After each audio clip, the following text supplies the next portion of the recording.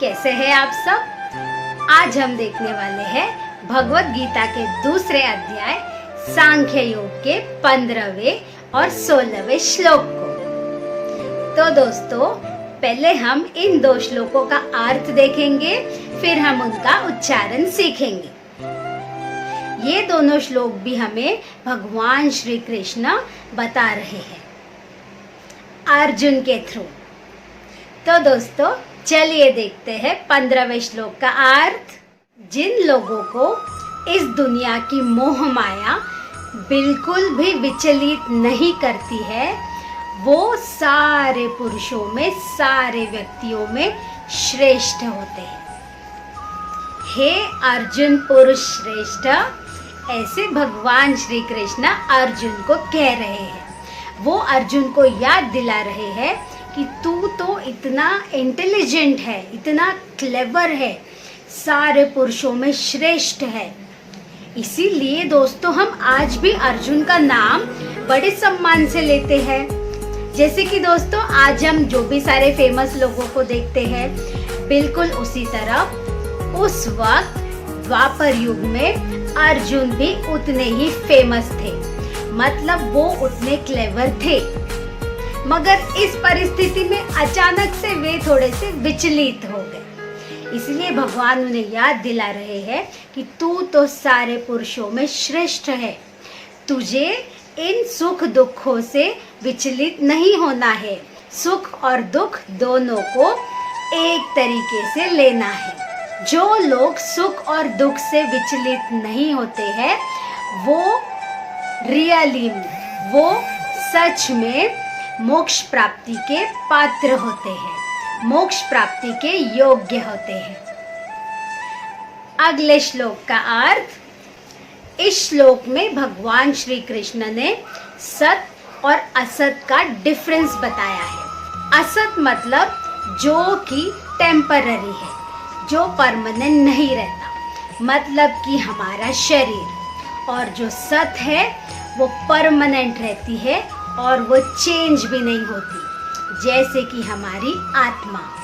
सत हमारा शरीर है जो कि टेम्पररी है और चेंज होता रहता है। असत मतलब हमारी आत्मा है जो कि कभी नहीं बदलती, परमानेंट रहती है, कभी मरती भी नहीं है। और भगवान श्री कृष्ण यह भी कहते हैं कि सारे तत्वदर्शियों ने, तत्वदर्शी मतलब जिन्होंने प्रकृति का, परमात्मा का साक्षात्कार किया है, उन महान योगियों ने अपने एक्सपीरियंस से ये सब बातें कही है। देखिए दोस्तों, भगवान श्री कृष्ण खुद भगवान होकर भी बता रहे हैं कि सिर्फ मैं ही नहीं, महान योगियों ने और कितने ही लोग हैं जिन्होंने इस सत्य को जाना है, इसी इंसान के देह में रहकर, और उन्होंने अनेकों सिद्धियां भी प्राप्त की है। आपने भी कहीं ना कहीं वीडियोस में देखा होगा दोस्तों, कुछ ऋषि मुनि होते हैं जो बिना माचिस के ही दिया जला देते हैं। कुछ ऋषि मुनि होते हैं जो पानी के ऊपर तैर सकते हैं। उन्होंने ये छोटी छोटी सिद्धियां दोस्तों, इससे भी बड़ी सिद्धियां हम प्राप्त कर सकते हैं अगर हम सत और असत को जान पाते हैं। तो दोस्तों, यह श्लोक भी हमें एक बहुत सुंदर मैसेज दे रहा है कि हमें सत और असत को जानने की कोशिश करनी चाहिए। तो चलिए दोस्तों, अब बढ़ते हैं इन श्लोकों के उच्चारण की तरफ। 15वां श्लोक। यम हि न व्यथयन्त्येते पुरुषं पुरुषर्षभ समदुःखसुखं धीरं सोऽमृतत्वाय कल्पते। यम हि न व्यथयन्त्येते पुरुषं पुरुषर्षभ समदुःखसुखं धीरं सोऽमृतत्वाय त्वाय कल्पते। फिर से, यं हि न व्यथयन्त्येते पुरुषं पुरुषर्षभ समदुःखसुखं धीरं सोऽमृतत्वाय कल्पते। अब दोस्तों चलिए बढ़ते हैं 16वें श्लोक की तरफ। नासतो विद्यते भावो ना भावो विद्यते सतः। नेक्स्ट लाइन में दोस्तों सेकेंड वर्ड बहुत बड़ा है, तो उसका हाफ पार्ट हम लेंगे फर्स्ट वाले के साथ और नेक्स्ट हाफ पार्ट हम सेकेंड हाफ में रीड करेंगे। तो दोस्तों यह वर्ड स्प्लिट होगा दृष्टोन त के बाद में। स को कट करके उसकी जगह पर हम अनुस्वार लगा देंगे, 2 डॉट्स लगा देंगे, क्योंकि संस्कृत के नियमानुसार जब इन वर्ड्स को हम ज्वाइन करते हैं तो ये वर्ड्स बीच में आते हैं। तो जब हम उनको स्प्लिट करेंगे फिर से तो ओरिजिनल वर्ड वापस आ जाता है। तो यहाँ पे ह था जो स बन गया। तो दोस्तों सेकेंड हाफ, उभयोरपि दृष्टोन्तः त्वनयोस्तत्त्वदर्शिभिः। थोड़ा डिफिकल्ट है, प्रैक्टिस करेंगे तो आपको ज़रूर आएगा। अब चलिए इस श्लोक को कहते हैं ट्यून में 2 बार।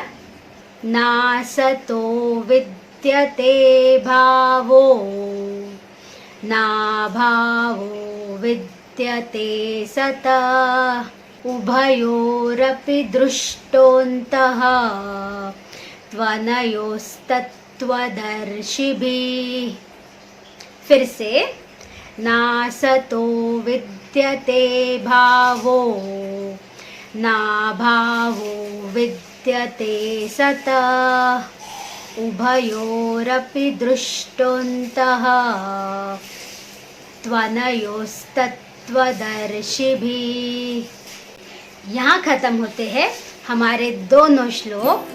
दोस्तों मैं आपसे सिर्फ इतना ही कहूँगी कि भगवद गीता को रोज पढ़िए, नित्य पढ़िए और इसे अपने आचरण में लाने की कोशिश कीजिए।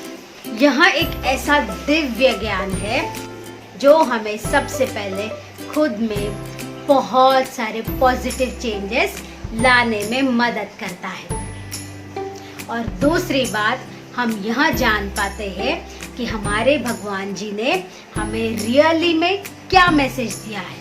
और आपने नोटिस किया होगा कि हमारे सारे भगवानों के पास अस्त्र शस्त्र है। हमारे जो पूर्वज थे वह भी शस्त्र विद्या में निपुण थे, तो कोई भी सहिष्णु नहीं था। हमारा धर्म हमें यहाँ बिल्कुल नहीं कहता। हमारे धर्म में तो दोस्तों शस्त्र संपन्न लोग थे जो सारी विद्याएं जानते थे। मंदिरों के साथ अखाड़े बनाए जाते थे ताकि कोई भी हमारे धर्म की हानि नहीं कर सके।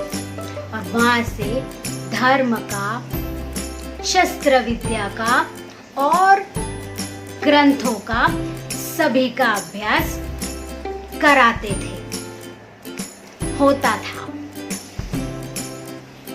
यह हमारी सच्ची संस्कृति है दोस्तों। तो दोस्तों मेरे साथ बने रहिए और भगवद गीता को नित्य पढ़िए।